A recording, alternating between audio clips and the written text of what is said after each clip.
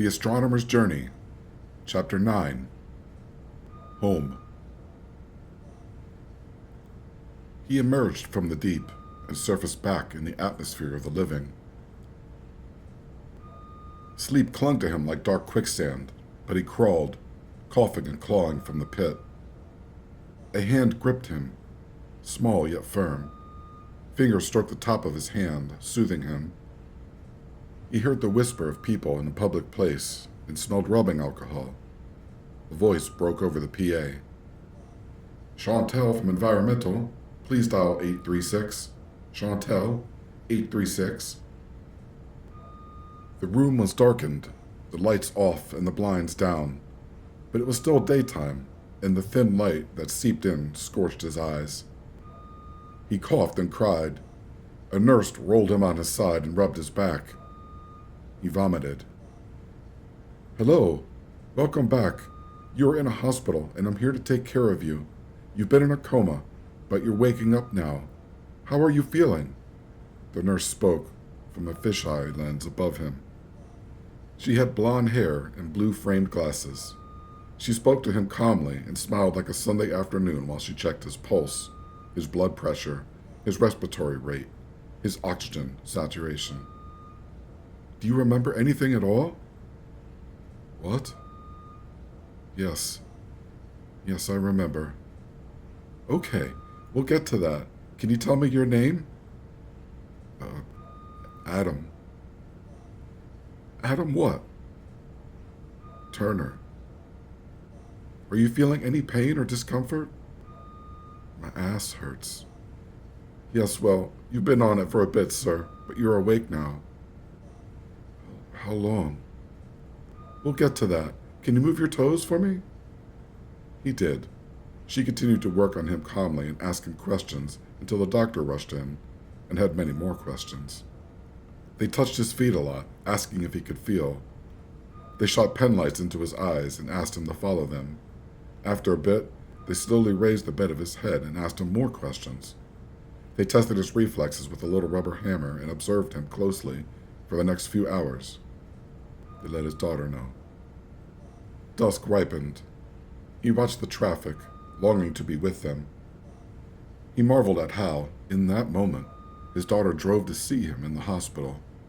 He imagined her in traffic, checking her GPS, stressed for time. She'd be thinking of him, of course, but also of things at work, of things she'll have for dinner. He thought about the music she might have on. She'd surprise you. Yes, lots of pop music, but there was also Chet Baker and Holst and Queen. They'd always had a musical connection. One morning she woke up with a revelation. She was so excited about it, she came padding out of her bedroom, still groggy with sleep and rubbing her eyes. She said, "Dad, I think I can play piano." "What?" He was in the kitchen, making breakfast. "Yeah, I was thinking about the major and minor scales, and I think I could play it. Here, I'll show you." "Get out. No way." He followed her into the living room, where they had an electronic keyboard set up, with a bench, like a piano. She sat at it, and put her band book on the stand and flipped through the pages until she reached the song she wanted. She squared her shoulders and hovered her hands over the keys. She took a moment to get her bearings, framing the octave groupings, mapping keys to her brain. Then she played Monk's Round Midnight in a faltering way, but she kept with it, following the notes on the page. The song bloomed under her fingertips to their amazement. It was one of those moments that a parent knew was magic as it unfolded before their eyes.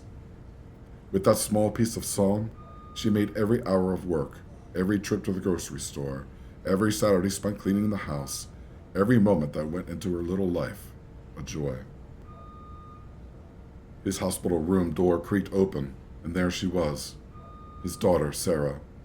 Tears welled in their eyes, and she rushed in and embraced him as the sun set over the parking lot, bright orange over the black asphalt. His recovery was a long road. He suffered bouts of confusion and slept a lot. He struggled with food.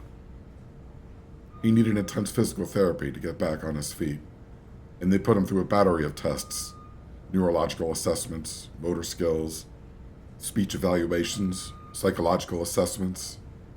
He told them about his dream. They took some notes about it and explained the stroke risks that remained.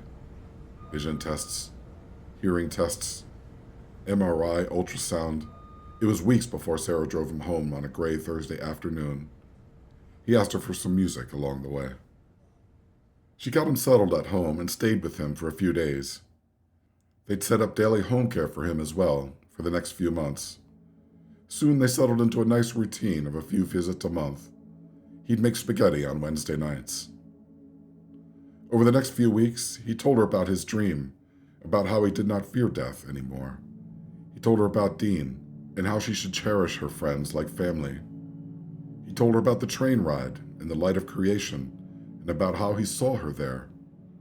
He told her about how he saw her mother go home and how beautiful it was. He told her about how they lived in a society born and bred from ancient fears, fears that shaped nearly every aspect of her life, fears that she could laugh away. He shared his science with her and took her to the observatory and let her see, with her own eyes, how she was of this universe, not an alien born into it, not separate from it. He made sure she understood the fundamental law of the conservation of energy.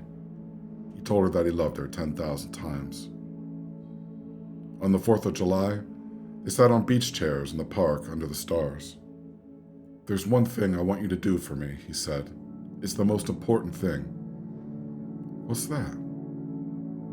"When it's my time, there will be one thing that I will want more than anything in this world. Everything I accomplished, everything I ever wanted will be a hill of beans compared to this."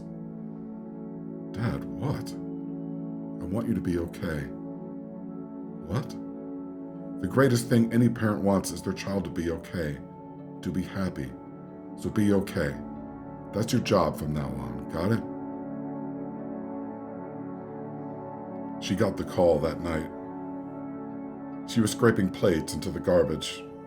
While she was on the phone with the hospital, one of the plates slipped away and shattered on her kitchen floor. She left it there. The semi-retired hospital receptionist pointed the way for her. Down the hall, elevators on the left.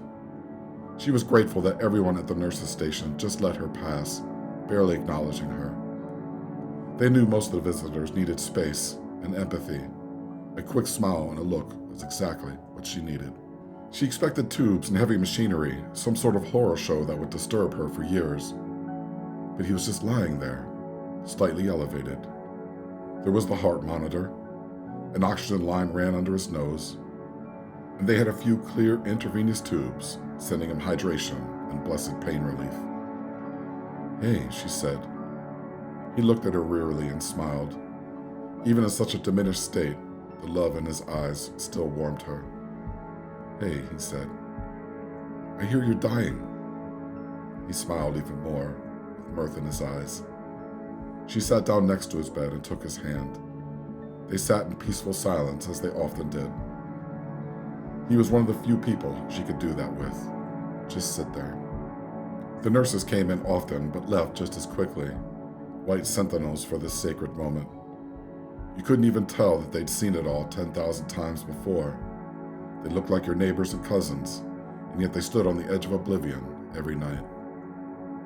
Under the dim hospital light, daughter and father shared their last moments.